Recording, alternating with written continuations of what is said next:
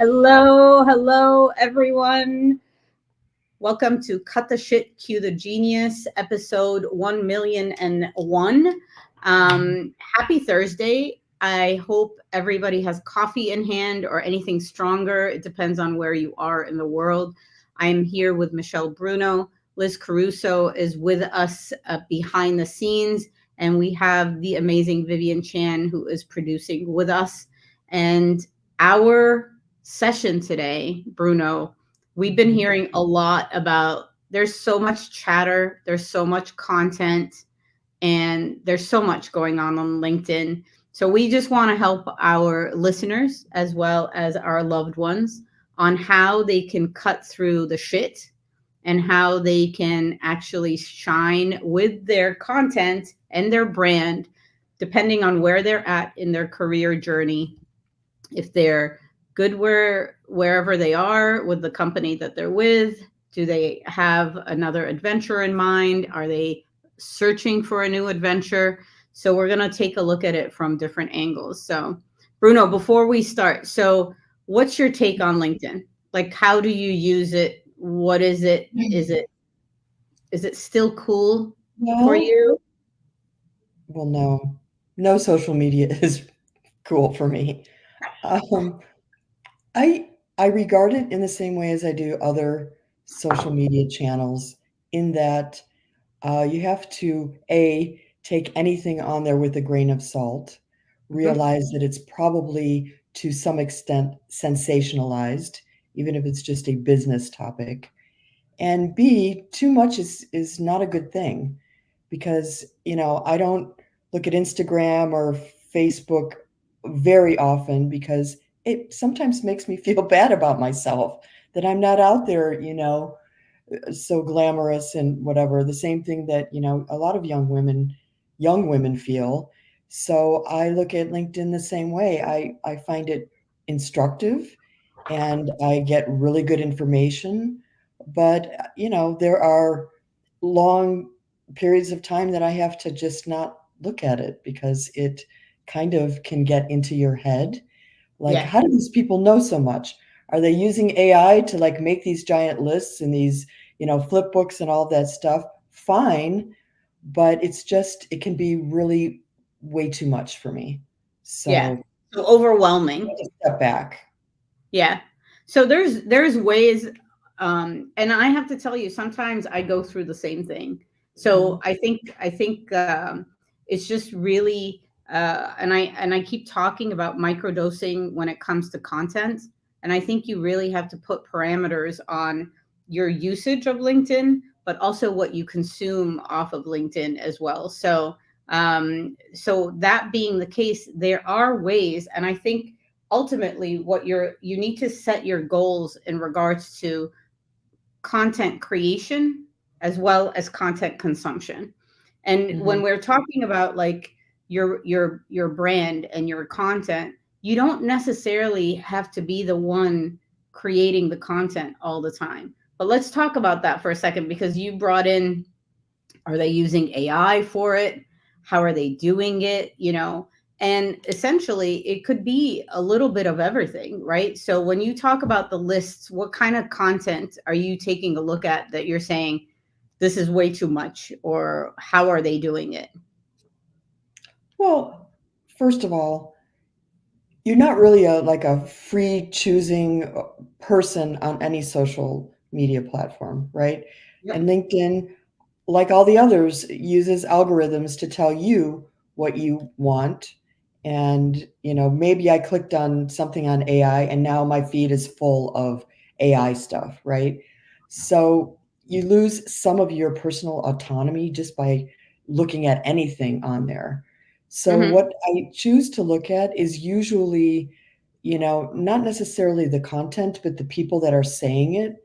I want to trust that they're being authentic Yep. and giving me good information that's useful. And yeah, so I'm not one to just follow like 500,000 people and or connect with lots of people.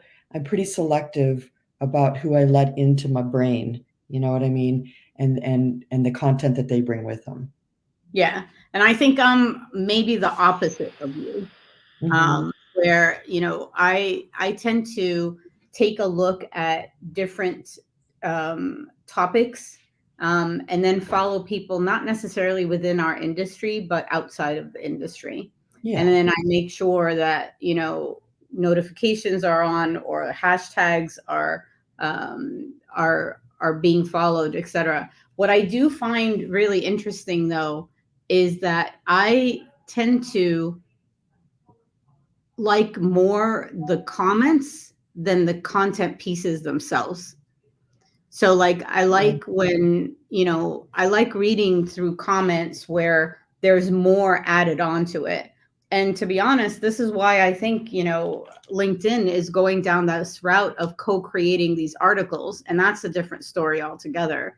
Mm. Have you seen it where it's like, can you add on your expertise to blah blah blah, and it has nothing to do with the badges, it's like co-creating articles. I have seen that, but I feel differently about comments and about those co-created articles because I feel that, and this is just a personal preference, I don't like to jump in unless I feel I have something valuable to add. So And there's a that's lot of authenticity. comments that are like, yeah, cool, yeah, whatever. They're nonsense. It's Right, just so they that don't it's like, add I any see value. you, see me, LinkedIn, see me. I'm commenting, therefore, give me some LinkedIn love. And the same thing with those co-created articles. Lots, often there's some good insight there, but I think 50% of the time it's just like, duh.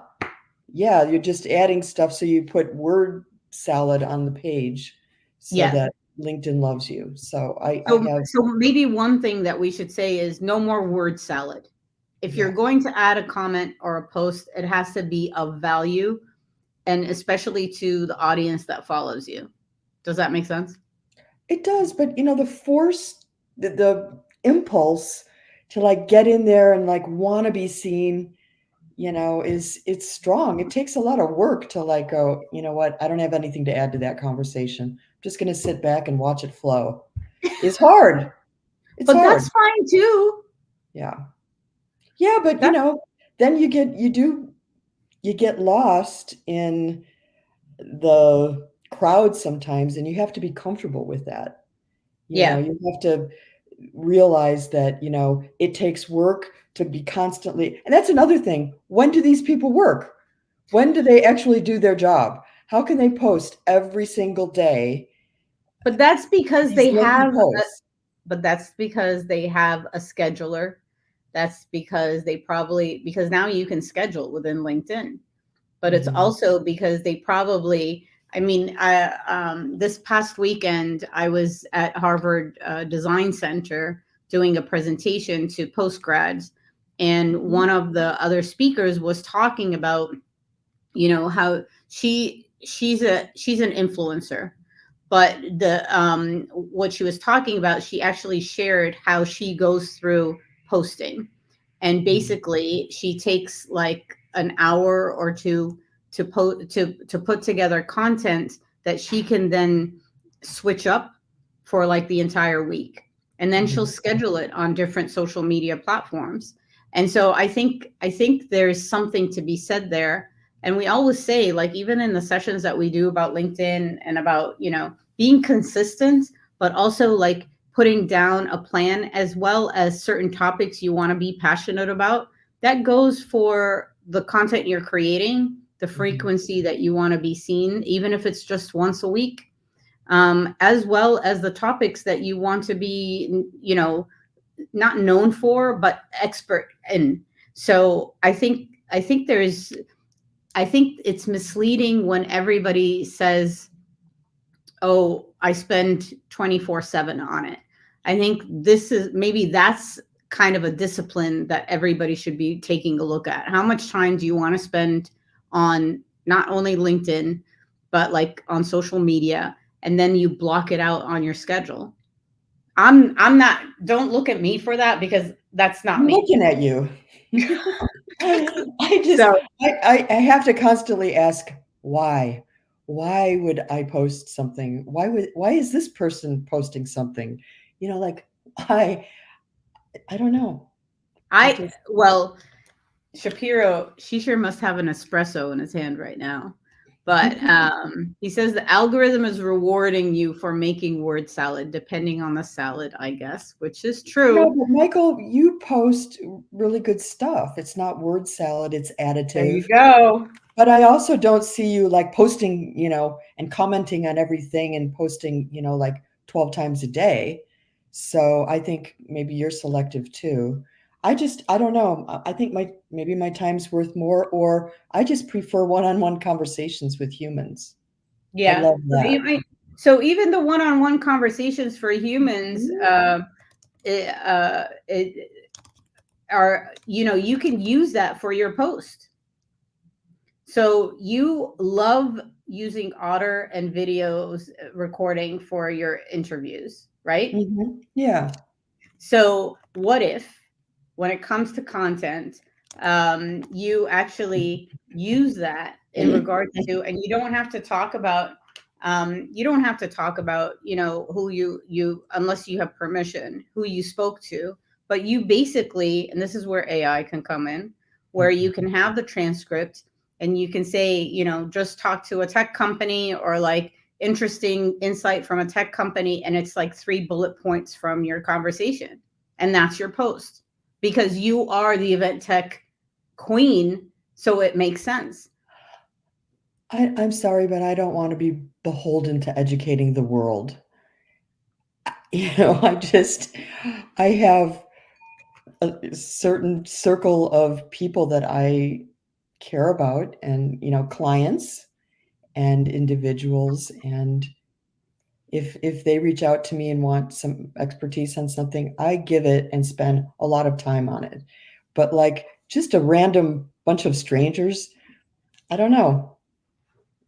Well, okay, so I'm not putting so down anyone that loves this and spends the time no, doing I it. think this is interesting because we have people within our circle that Yeah, are both sides. Those that are really like active, passionate about it, yeah.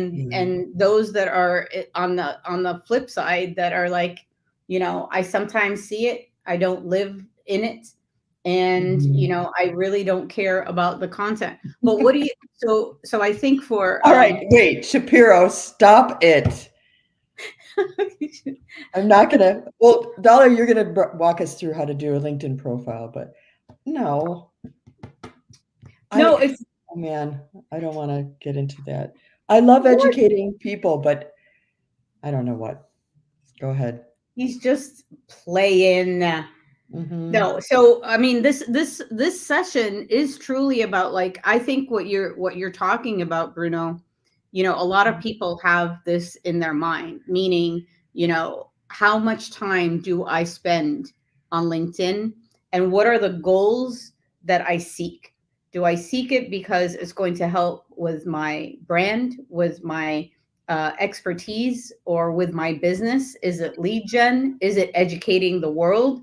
So this goes back to, like, you have to ask yourself that question. Where are you at? And it has to do with where you are in your career journey, because there are people out there right now that have lost their job Mm-hmm. and have a holy shit moment where they're like, "Oh my god, I lost my login to LinkedIn, and now I have to live in this space and deal with all this noise and deal with, like, networking and connections and content and showing what I'm all about, because I was in my comfort zone." Yeah.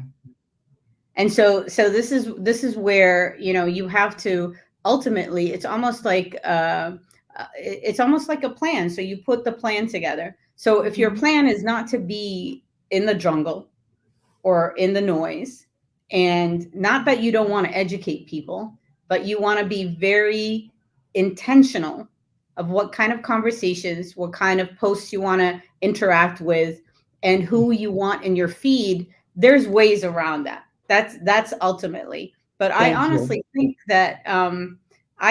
think that you can use LinkedIn for many reasons that I think you would enjoy. So one of them is basically looking at different perceptions on topics that is of interest for you, Mhm. especially outside of our ecosystem, outside of our industry, right? Mhm.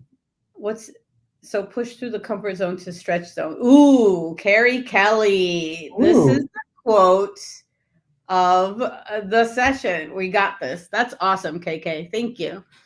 And Shapiro, seriously though, I think that's why one is not rewarded on social media, being too wary of seeking too much attention, educating the world, so to speak. True. I think what we're saying is participating in an inauthentic way, not being very organic about what we share and what we, you know, how who we interact with. It's contrived. It's like I'm just commenting and doing these things so that LinkedIn notices me and rewards me. And Absolutely. I just don't I agree with I don't that. buy Like, into that. exactly. Unless you have the intention to celebrate someone. So, like, for example, if there is a post or if there's conversations where you are Mhm. just in celebration mode, I think just posting or like, using one of the emojis or the icons, in my opinion, I think that's okay. I Yeah. want to see it to a point where like, and I'm very intrigued about this. I don't know if anybody can answer this question, is where when is it going to come time when LinkedIn, or maybe they already did, or even on social media, where they Mhm. analyze the emoji sentiment analysis, like certain emojis for certain platforms? What does that mean for a post? Like, is there a way to analyze the number of support hearts that you get on a post? Yeah, but you gotta be willing to share things Yep. that, it's like, okay, I can see I got a new job, but beyond that, I don't know. I don't wanna be I don't know. You got the wrong person on this webisode No, today. I love it. I think Knows how it's to use perfect. LinkedIn if you want exposure and also if you don't. Right. Not that I don't want exposure, it's just I do it in a very, measured way. which which I think a lot of people do. And I Mhm, think I think the challenge that I would give you and to those that use it in a measured way or in an intentional way is to go back and put more either filters on what you see so that mhm, it doesn't become too noisy for you, mhm, as well as taking a look at it's not only about creating the posts, it's about commenting on the ones that you find authentic. mhm. Yeah, So um so I was reading recently, and this is not like new news, but there's this whole algorithm of LinkedIn, and obviously Microsoft and LinkedIn are trying to change the algorithm all the time right. for their benefit, turning it into like a content machine, you know, um, as well as the networking, the lead gen, all of that. But there's something around the algorithm which is about dwell time, and I think people should take a look at the content that they create from the minute that they just post it Yeah. and how much time it actually lives within people's feeds, as Mhm, well as the engagement of it. And this is why a lot of times when you do a post, it is told or it is suggested that you keep the engagement going. Like, for example, tagging someone in the comments that can help with a value add comment, not just a celebration clap or a heart, for example, or seeing if you can repost it potentially maybe a week later. And so you're seeing this trend of like, how do you extend the dwell time of a certain post, especially if you have the stats behind it that show that it's doing well or that mhm, it has enough impressions, etc. So that's something to take a look at, especially for those that don't want to spend time creating more content. mhm. Um, it's just an example. Thank you. um, all right. What else? What can we do well with our profiles that will make an impact in terms of if for those that are looking for jobs Yep. and or followers, Yep. um, what can we do? So real quick, I'll show a couple of things that you can do that's not really on the basic side, if you will. So if you can see my screen, um, I think the first thing that you want to do is like in your profile, truly play around with your headline. And I think people have a hard time doing this. So basically, what this means is instead of just keeping this static, like where it's your title from your current position or your last job, for example, you need to play around with it. And this is where AI comes in. Play around with it in regards to, putting in ChatGPT, pretend that I am, and then, a role with specific credibility points or points of expertise, and who the audience is that you serve or the industry that you serve, and see it as a muse or as a brainstorming. Don't cut and paste it, for example. It has to sound authentically you. But I would say first, really take a dive into changing this headline constantly. Don't keep it where it's just static, and don't keep it at a current title. For example, if you're a strategic account manager at an event management company, that really doesn't tell me anything that you do or how you do it or how you serve your clients and your partners and your team members as well. And then the other thing is also take advantage of this link here, where you are able to put in here, what the call to action is. You want them to sign up for your newsletter? Do you want them to book time with you? Do you want them to see you at an industry event? Do you have, for example, a website where your resume is on it and your portfolios on it? And go to town, like have this be something that really is the call to action, because you have like 10 seconds. And I know this is kind of funny because I have our session pinned up here, but you have 10 seconds for HR to either look at your profile or to just, try to figure out why someone would want to connect with you. Keep in mind, so this is one thing. If you are looking at your LinkedIn, this add profile section, I call this like the cheat sheet of your profile. This has a list of all the sections that you are able to use within your profile. If you have projects that you've worked with people on, if you've had courses that you've done, if you've had, for example, publications that you've been part of, all your volunteer work. So I call this the cheat sheet of LinkedIn profile. So make sure that you take a look at all the different sections that pertain to you and to where you are at within your career. Are you looking for a job, etc.? The other thing is, I truly think that once you do your LinkedIn profile or update it, I have a feeling, even HR are using it to add on to the resume that you've handed in. So keeping that in mind, this is why it's important to keep it your profile as updated as possible. So now, if you go into the more section, you can save this as a PDF, which is probably what they do if they download it, or you can also build a resume from here. Keeping that LinkedIn profile is not a resume.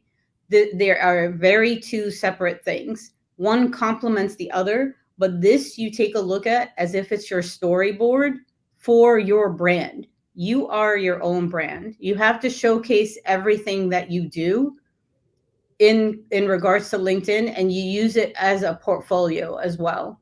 And so the other thing is, this is where you take a look at like analytics, be very savvy about like, the analytics that you have, for example. And if you need something that shows you even a little bit more, I can share with you another tool that I use as well. But like just going going through this, first take a look at your profile and that it's up to date. Going through your about section, for example, going through your experience section, depending on where you're at, and all the different uh, like sections. But here's the key, and maybe Bruno, this is something that can help out as well. Is on your home page, this is where you get to see, or you get to almost bookmark what you are wanting within your feed.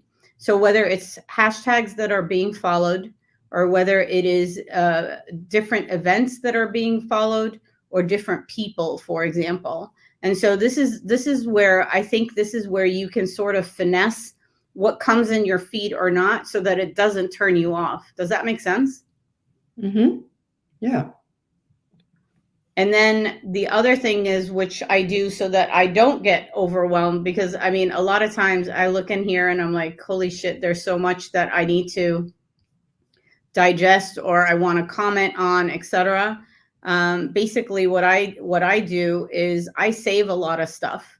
So, like for Mm-hmm. example, one of my favorite guys is Luke Matthews, who I adore because I love his tone. I love what he does. Um, and so with Luke, like if I'm trying to figure out, okay, he just talked about perplexity. I think this was, yeah, yesterday. What I do is I save it. And then I'm able to track all my saved like articles, all my saved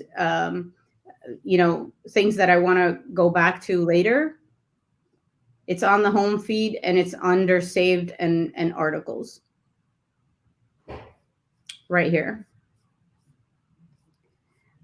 So it's talking about like finessing your feed, looking at who you want to, when it comes to content, um, when it comes to content you want to digest, for example.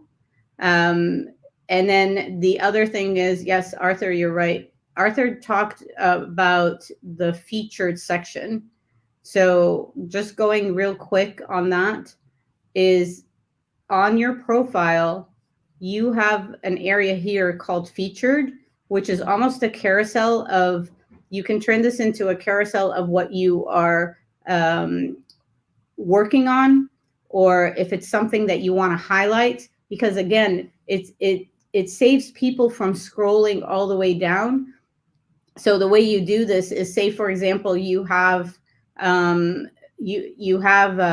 post, or you have a web page that is of interest for your industry, and you want to save it to the to your feature.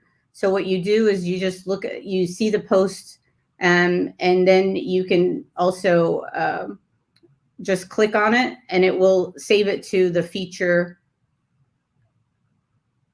um, carousel on the top. Just lost my train of thought there for a second. But yeah, go ahead. Jen was asking about skills. I was thinking about that, Jen, before you got on, because that was one thing that she brought up, that a lot of hiring managers are looking for skills on Mm-hmm. people's profiles versus, I've done this or that.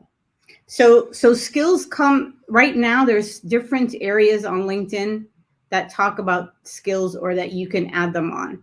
First, you have it where in the skill section you are having it, and there's something about the creator mode where they're going to be turning it off soon.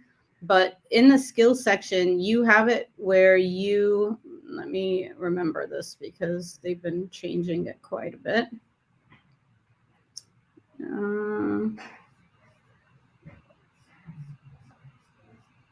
So in your skills, you have it in the about section where in your skill, where you can add top skills. You have up to 5 top skills that you can add within your about section. So that's one. Second is this services is attached to your company profile page. So like even if you're a consultant, you might want to entertain the thought of putting a company page together. So that's two.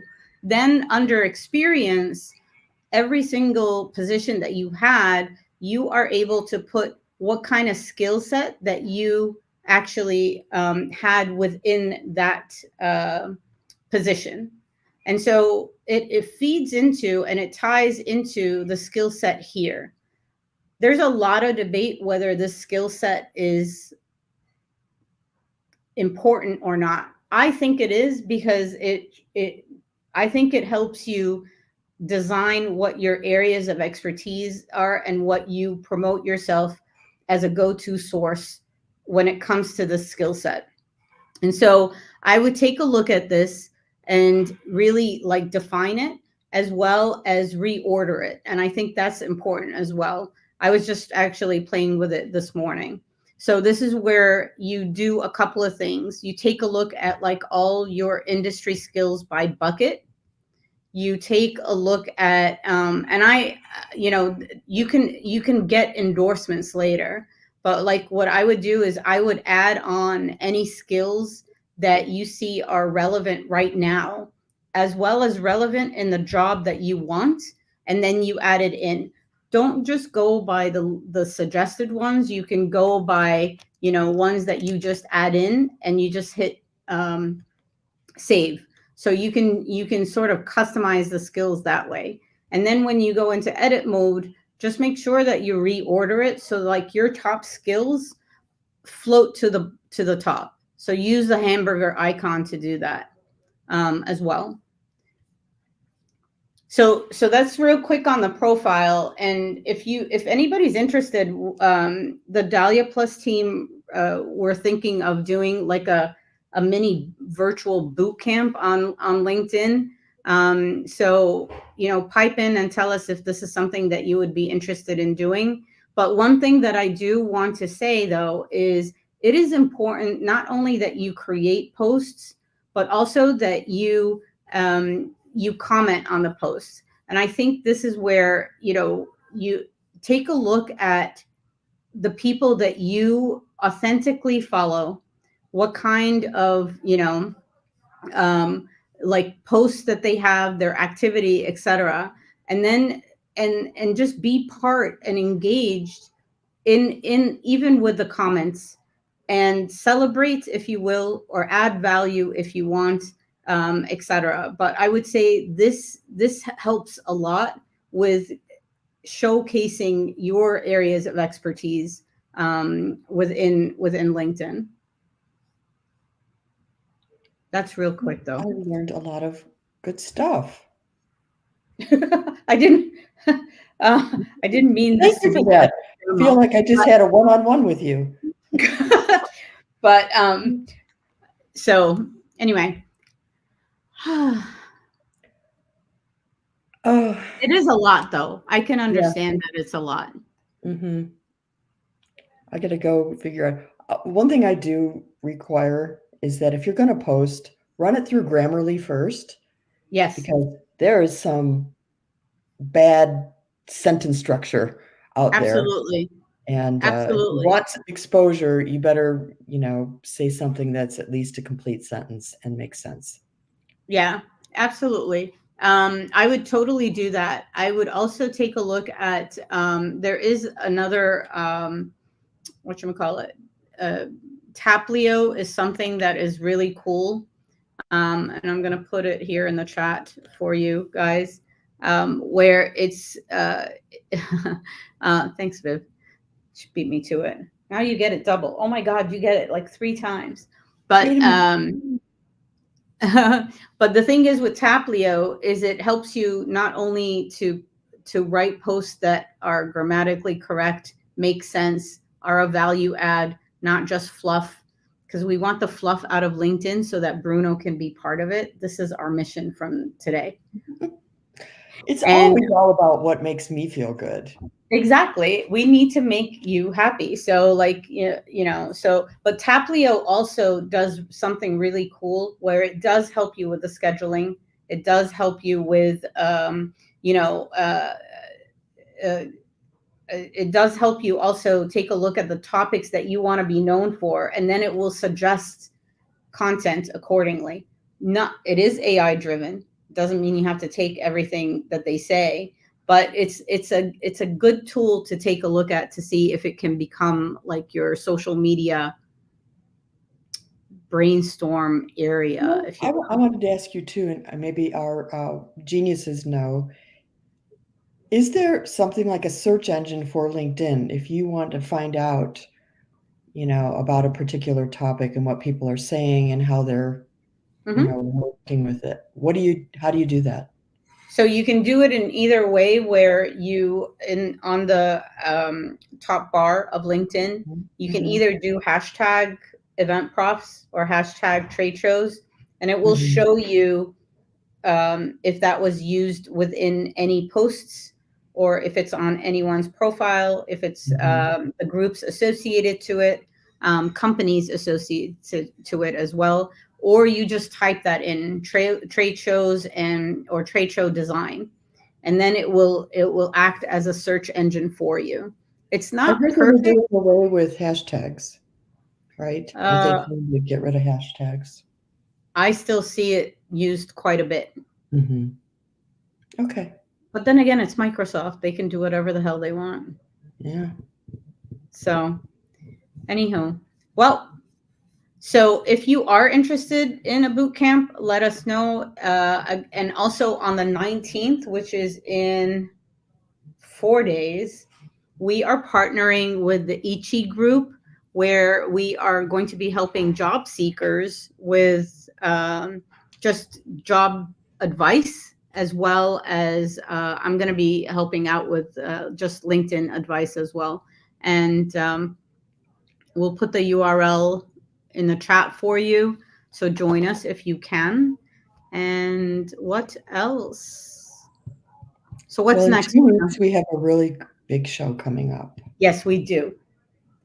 We We've do. been We working do. hard on it, trying to. We've got some great experts, but we're going to be talking about after all the digital events that have happened and all the webinars and everything that we've seen. Is there a formula for that? How to do a really good one? Yeah. And how can we do online events better? Like what are the key things on the checklist you absolutely have to hit in order to make it good? And what's the razzle dazzle? And so we're going to focus on online events with two people that know what they're doing. So Perfect. So that's on the 29th. yep. Awesomeness. And again, if you want to be a guest, or if you have any topics you want to discuss, please let us know.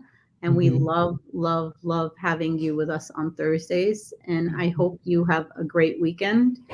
And we will see you next week. Bye. Bye.